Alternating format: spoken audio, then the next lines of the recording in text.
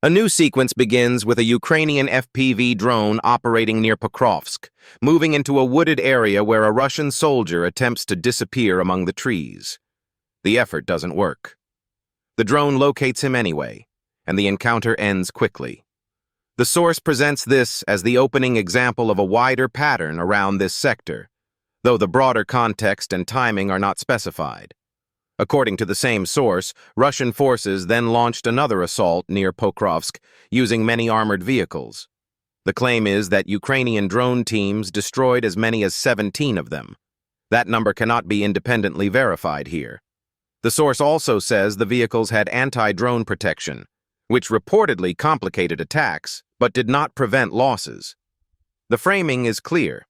Even with added defenses, the drones keep finding ways through.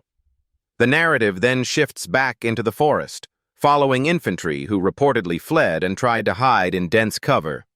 One soldier is described as aiming upward, seemingly focused on threats above him, while the strike comes from a different direction.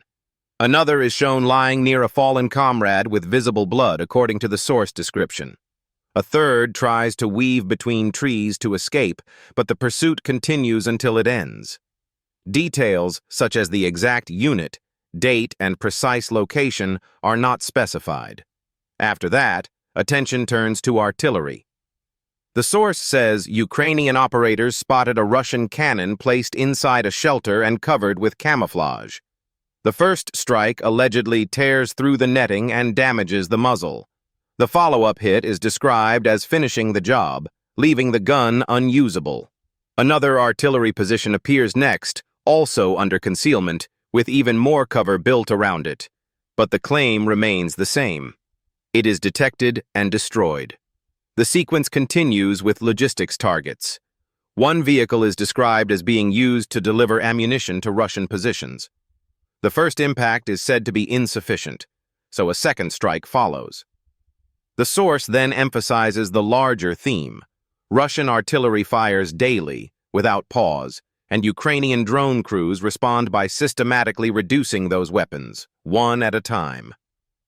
It's an attrition story told through repeated engagements rather than a single decisive moment.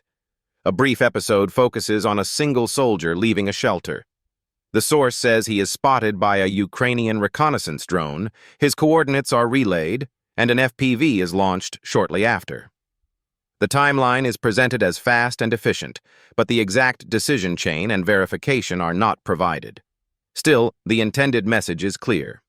Exposure, even for a moment, can be fatal in this environment. Next comes a chase involving a truck allegedly carrying ammunition toward frontline positions. The source then introduces a different kind of target. A Russian FPV drone is reportedly observed flying toward a headquarters where Russian UAV operators are based. The description mentions an antenna, and a moment when the Russian drone enters a building. From there, the account says Ukrainian pilots send in a strike drone of their own. The most detailed portion centers on navigation inside structures. The source praises the control and precision required to move through tight spaces without accidental detonation. It claims lights inside were left on, inadvertently revealing a route forward. Cables are described as leading toward a main room, framed as a concealed control center. The segment ends with the claim that the area is destroyed. Independent confirmation of the location and the result is not available here. Then the story returns again to the forest, described as crowded with Russian soldiers trying to hide from drones operating constantly. One figure is suggested to be asleep, though that cannot be confirmed from text alone, and the outcome is described as final. Another soldier is said to lie still, apparently hoping a drone will pass without noticing. Maybe it would, maybe it wouldn't.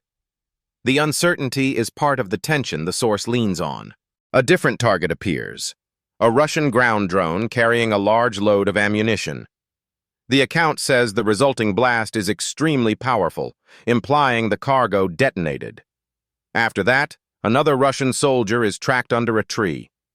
The source describes a direct approach and a strike that lands squarely on him. The sequence continues with a soldier moving within a heavily damaged building, followed by an FPV locking on and accelerating toward him. The closing moments describe dugouts and bunkers. One dugout contains a soldier inside, and the drone is said to fly in to force him out. Finally, there is a bunker where another Russian soldier is reported to be holding position as the narrative ends. Names, dates, and unit identifiers are not specified, and many claims rely solely on the source description, but the central theme remains consistent.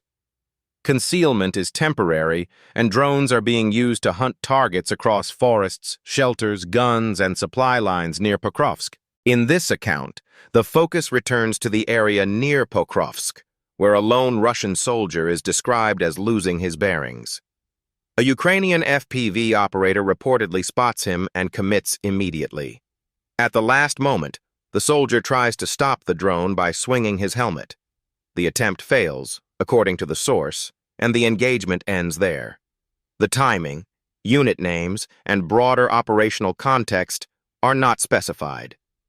The narrative then widens to a separate point described as the Novopavlivka area, where Russian forces are said to have tried another push toward Ukrainian positions. The source frames it as a mechanized assault involving tanks and armored vehicles. It claims Ukrainian drone teams responded with coordinated strikes and stopped the advance. Details such as the exact date, the number of vehicles involved, and independent confirmation are not provided, but the account emphasizes a familiar pattern. Attack columns move, drones respond, and the assault collapses. From there, the source shifts to the aftermath of those pushes. Infantry are described as scattering and hiding wherever they can. One soldier is portrayed as hesitating at a doorway, trying to shut it, then stepping back out and exposing himself. Another realizes he is being pursued, breaks into a run, and still cannot outrun the drone. The text also describes a soldier attempting concealment with an anti-drone cloak, but being detected anyway. These moments are presented as repeated examples of how quickly a brief mistake can become decisive. The story moves to vehicle strikes, including a Russian armored vehicle encountered by a Ukrainian drone. The source implies the outcome is predictable, but it does not give precise model identifiers, counts, or a timestamp. Then it introduces a Russian ground drone, described as trying to enter a hangar. A Ukrainian reconnaissance drone reportedly notices it, while a strike drone hits first and immobilizes it. A second FPV is then said to finish it by setting it on fire. None of the locations beyond the general sector are specified. Next, the source describes another set of vehicle attacks based on targeting information. Multiple Russian military vehicles moving along a road at coordinates that are not specified in the text. Ukrainian pilots are said to launch several strike drones along with one reconnaissance drone. The method is described as layered: reconnaissance guiding and adjusting, strike drones hitting, though the exact sequence and results cannot be independently verified here. The account's intent is to highlight an organized workflow rather than a single dramatic hit. Then the focus returns to individual soldiers under pressure. Two are described carrying ammunition by hand toward a position. A drone spots them. As the strike closes in, one tries to stop it while the other flees, leaving his partner behind. Another soldier is described choosing a bad moment to dash from cover and being struck almost immediately. These incidents are narrated as quick, harsh lessons in exposure and timing, but the surrounding details remain unspecified. The source then references Ukrainian fiber optic strike drones and says they are fitted with upgraded cameras. It frames this as a capability that helps find targets that might otherwise be missed, especially in difficult conditions. The claim is technical in tone, but no exact system name, performance figures, or verified documentation are included in the text. After that, the account pivots back to equipment losses, this time emphasizing ordinary passenger vehicles alongside military transport. In some cases, the source says soldiers did not manage to exit before the drone reached them. It adds that vehicles are sometimes hidden under trees, but often left close to roads, which allegedly makes them easier to find. Moving targets are also mentioned, vehicles struck before reaching their destination. These descriptions push a broader conclusion. In this environment, travel itself becomes a risk. A brief transition brings in another Ukrainian unit, described as equally trained and similarly active. The text then returns to artillery, describing Russian cannons placed in dugouts and struck by drones carrying a heavy explosive load. Once again, there are no unit identifiers, weapon models, or confirmed battle damage assessments in the text. Only the source's assertion that concealment does not protect these positions for long. The final segment mentions a Russian FPV drone poised for an attack, but the narrative suggests it is neutralized before it can launch effectively.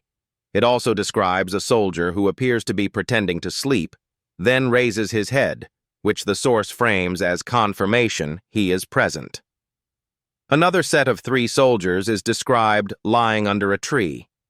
The account ends with yet another pursuit of a Russian soldier by a Ukrainian drone, presented as an outcome that is not hard to predict.